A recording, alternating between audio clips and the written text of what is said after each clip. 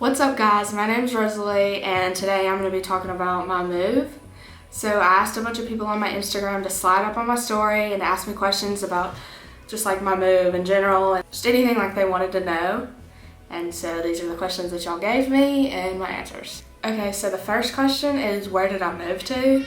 Okay, so I moved to Riyadh in Saudi Arabia, which is on the continent Asia, if you're wondering. The second question was if I'm homeschooling. No, and I haven't gone to school yet, so like after New Albany let out for Christmas break, I haven't been back to school since then, but I'm going to start school Sunday and I'm going to Azhar, which is American International School in Riyadh. And so the reason that they start school on Sunday is because like Friday is like their holy day, like that's the day they worship, instead of Sunday. And so we start school on Sunday and then you just go to Thursday. And then the weekend is like Friday and Saturday. The next question is, do I have to monitor my clothing here? I don't have to monitor my clothing on the compound and stuff. I can wear whatever I want, but whenever I go off the compound, I have to wear like my burqa, but I don't have to wear like a hijab, which is like the thing that covers your face. And a burqa is like just like a long dress basically. Like some of them button up or some of them zipper.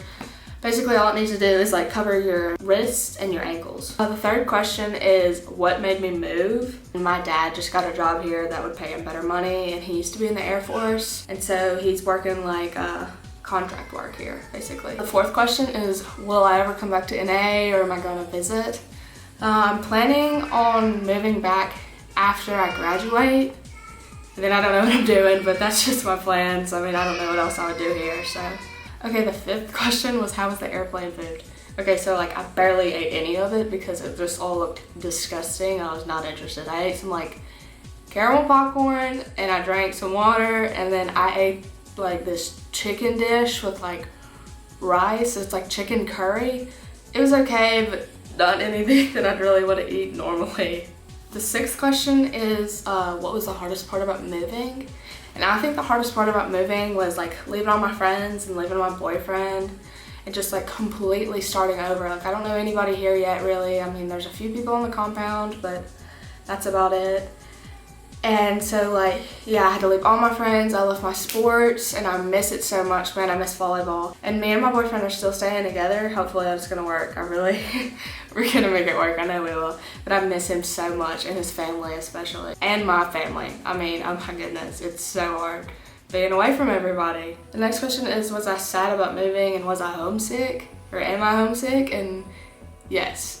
Extremely deeply. I would go back in a heartbeat. I miss it so much. And this next question cracked me up.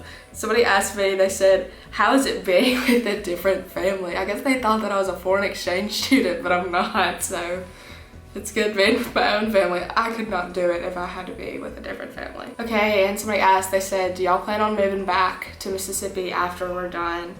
And yes, they're gonna move back in like 7 years. That's how long my contract is for.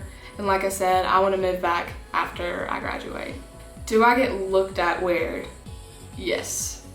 All the time, anywhere I go. Like women and men especially will look at me and they stare and I'm like, boo, please stop staring at me. I mean, I guess, I don't know, they're not used to white girls or something. I don't know, but I'm just like, hey, what you looking at? Okay, the next question is, how was the flight? Okay, so the first flight was 2 hours for like an hour and a half. And it wasn't that bad, and then we had to wait like maybe another hour for the next flight, which was 13 hours. The worst flight of my life. I will never do that again. I would rather swim back to America. It was so bad, and like, oh, so restless and tired, and like, I wasn't tired though, but like I wanted to go to sleep, but I wanted to stay awake. People were just like walking up and down the aisles, and I did not like that. And then like sitting down so much made my butt hurt like crazy. I mean, like, you know, like whenever you sit down and like you can't move, like at school or like something, and like you can't get up. Okay, it's like that, but 10 times worse. I mean, I just didn't know what to do and I was so bored. You cannot prepare like a plane ride that long, you just can't prepare. Okay, the next question is, am I gonna play sports? Yes. The school I'm going to has volleyball and they don't have softball. But they do have like track and field. They don't have football, but they have soccer. They have a table tennis team. They have boys volleyball, and I can't remember what else they have, but that's the ones that I know. Okay, and what kind of school am I going to?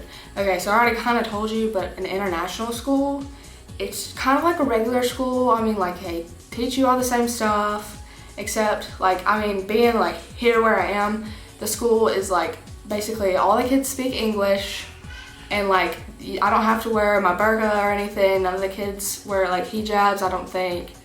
I mean, some of them might, but I know they don't wear the burqas at school. They teach the same thing any other school would. They all speak English. It's basically just like any other school.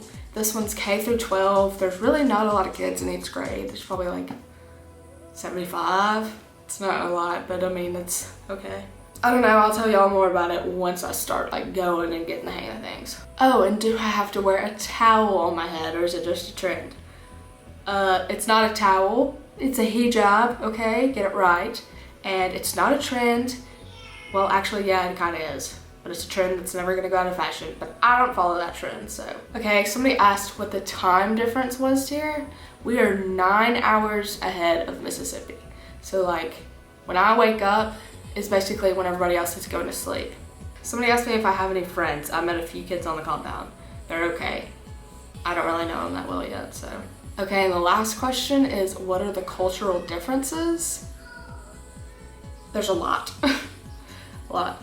Okay, so like, they drive on the same side of the road. Just wanted to throw that out there. The women aren't as like outspoken as they might be like in some other countries. Like, I mean, you can't just like say whatever, really. When a lot of like the stores are like men and women separated, there's like a divider and you can't see through it. And so the women will go on this side and the men will go on this side. Not many women drive. It like just became a law that women could drive. Like they finally are able to.